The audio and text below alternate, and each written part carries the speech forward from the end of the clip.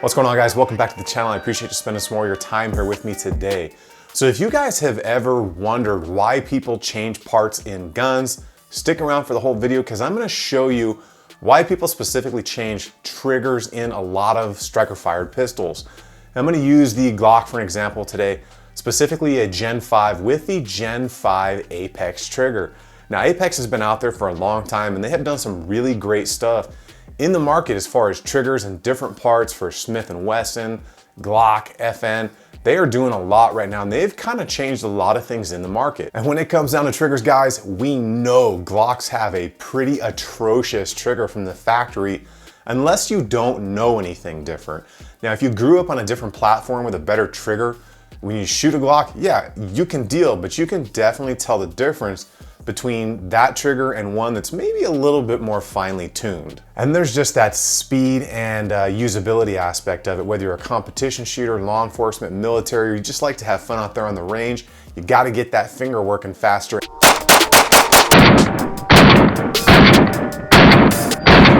You have got to get those rounds downrange to win the fight, to win the competition, or to just accomplish what you're trying to do out there on the range that day, guys. Now, I've got multiple Apex triggers. I think I have like 4 of them now. They're not my favorite trigger though, but they are pretty awesome. And dealing with as many triggers as I have now and talking to them, I can tell you other people in the industry that are competitors to Apex speak very highly of how Apex engineers their products and the quality of stuff that they make. But to give you guys an idea, there's that Gen 5 trigger right there. Great little break. Now this one is paired up with a factory minus connector. So you can kind of see, you know, short reset, little bit of a roll, and then a break. A little bit different. So when you go changing things around inside Glocks, not every Glock frame is exactly the same tolerance, not every part is. So things can change minutely, and what I have found is when you pair a minus connector with a lot of aftermarket triggers, you get a little bit more of a rolling wall rather than that hard wall. And the Gen 5 triggers are far better than Gen 3, Gen 4 because of how they change that around in there. And we'll take a look at that as well. I want to get into this trigger and show you guys kind of what's going on, how they change things and the geometry differences and how that trigger kind of sweeps back and forth. Now, we're definitely not going to get too deep into the geometry because I kind of failed that the first time I took it in high school, but I blame my teacher because she was super hot and she was like the spitting image of Eva Longoria. So if you guys have ever had one of those experiences, you leave me a comment down below. But I want to get into this thing and show you what it's all about right now. Okay, people, we're going to jump into the Gen 5 trigger kits from Apex Tactical. Now, Apex definitely puts out a great product. I've talked to several manufacturers of different triggers, and other manufacturers actually really respect Apex, and they're pretty much saying that if Apex does something, it is definitely for a reason. So I have noticed differences between these two trigger kits, and I will get into them and explain why they feel different and why they have different parts in them, because even though it's the same kit between the two, this one being in my Glock 45 and the Freedom Edition being in my Glock 19, God, this thing just, I love the way this thing looks with the, I think I'm just gonna leave this gun exactly how it sits right now. So to give you guys an idea of take up and reset, here on the 19, the Flatty, the Freedom version, that's your take up, very defined wall, almost an immediate break. So one more time, reset, right there. Awesome. I absolutely love the way this one feels. Now in the 45, it's a bit of a different experience, and I think I found out the reasoning why, besides maybe a little bit of tolerance differences. So both of these have Apex trigger bar, Apex shoe, and the Apex minus connector. But let's look here. There's your take up. See how much more roll there is in this one? There's much more of a rolling wall in that trigger. And to be honest with you guys, when I first got this trigger bar, I almost thought they had sent me the wrong one because I right away noticed the stamping marks were different. And before we get any further, I'll just kind of show you the differences in the overall look and feel between the two triggers. So right there, the factory trigger, you can see it's got that nasty, gnarly, long, angular swoop to it, whereas the Apex is nice and flat.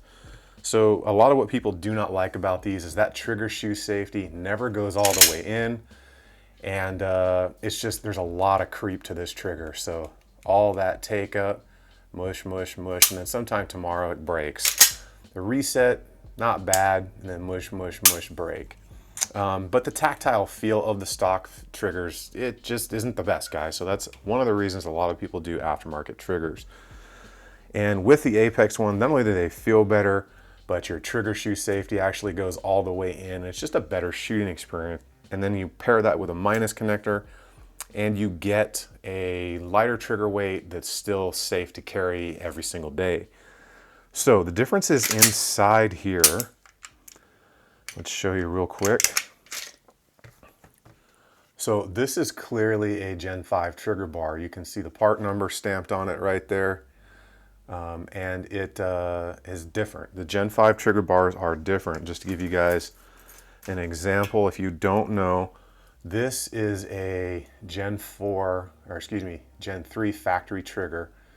And you can see it has this single defined stamping mark in it, and stamping marks in steel give it rigidity. That's what most stamp marks do. And you can see it has the tail down here that grabs the trigger spring. Now, the Gen 5 trigger bars are a little bit different. This one's shiny because I've polished the heck out of it. But you can see the two defined stamping marks in there, and then there's no tail, right? So that tail in the bottom is non-existent because the way that the trigger spring has been changed in the Gen 5s. But the Gen 5s retain that nasty trigger feel to them because same shoe pretty much, same safety pretty much, a little bit different. So when I opened this package up, when I got this a couple of months back, I actually thought right away when I saw it and I looked at it, I thought they gave me the wrong one because you can clearly see that's a Gen 3 trigger bar.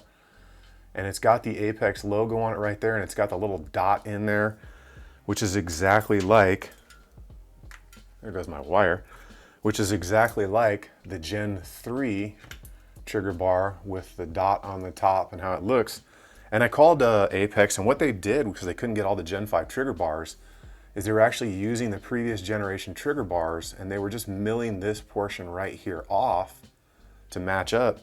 And I can tell you, this trigger with the Gen 3 bar that was remilled to work in the Gen 5s, to me, feels better than the one that's actually on the Gen 5 bar.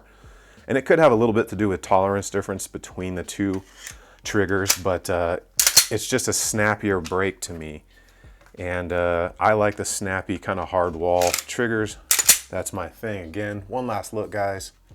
Take up, a little bit of mush and a break. Reset. We're going to do some pull tests here in a second. Now, see that? Almost immediate. There's almost no roll to it, guys. Reset. Break is right there.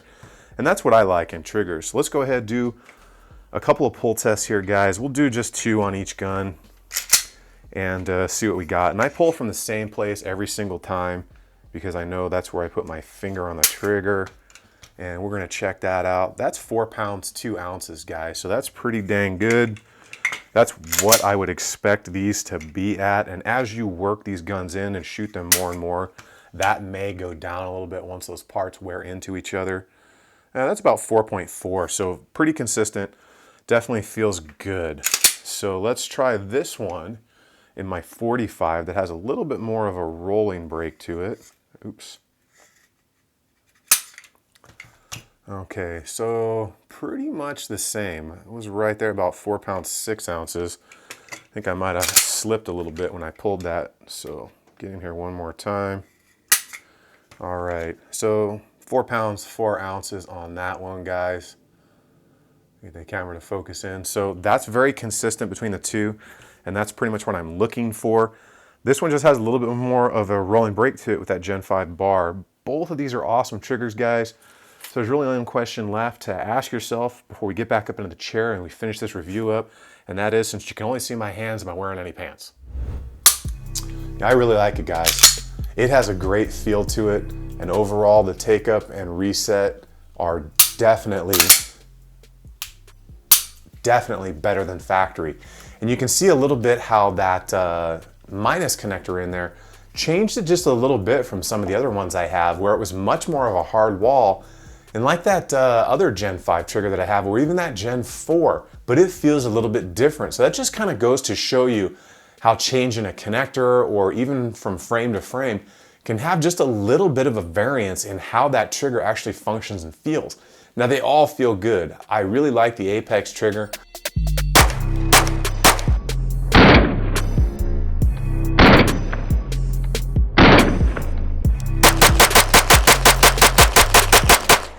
It is a very well engineered part, and it's pretty budget friendly, and it's one of the main things that I do to guns is absolutely a trigger change. Now they do offer this thing in several different colors. I will put links for all of this stuff down below. If you're not on one of the Freedom channels, check that first link in the description, guys. It'll take you to a page where everything is listed, and there will be some coupon codes there so you can save a little bit of money. Now there are a ton of positives with the Apex trigger. Functions awesome, pretty budget friendly, makes the shooting experience far better, take up, reset, all that stuff. Now, where does it not shine? It's tough, but I would say maybe a little bit of the looks category. Now, it is not the overall best looking trigger on the market. There are ones that look far better, maybe don't perform quite as well, like that Agency. I've had a ton of problems with that trigger. But then you have other ones like the Overwatch that look really good and function amazing as well. So that's really the only area that I think Apex really doesn't have a one-up on a lot of other companies, is it doesn't maybe look as good, but not everyone's into that. The feel and the functionality of this trigger is definitely on point with what most people are gonna want out of a Glock trigger setup. And like I said, I think I have 4 of these now, so you definitely know that I like them and that they definitely are a good trigger setup. And I bought all of them with my own money, guys. Apex has never sent me an absolute thing for free to test and review for the channel. And you may or may not like doing triggers as much as I do, but it is definitely one of the first things I do to all of my Glocks now, just to get rid of that nasty trigger factory feel with mostly the shoe. That is where the biggest problem for me lies, is just the shape of the trigger shoe and the trigger shoe safety that just never depresses all the way and just feels like butthole when you're shooting. And it's not always the first thing I do to a gun because I really like to have extended controls and mag wells. But if you could only do one thing to a gun, would it be a trigger? Let me know down in the comments what it would be for you. I really appreciate you guys spending your time here with me today. I know it is very valuable to you and it's valuable to me as well. If you guys like learning about these newer products and even older products that may suit your needs and have an honest reviews for them, go ahead and hit that subscribe button for me, maybe the bell icon so you get immediate notifications. If you like the content and what's going on with the channel, guys, hit that thumbs up button.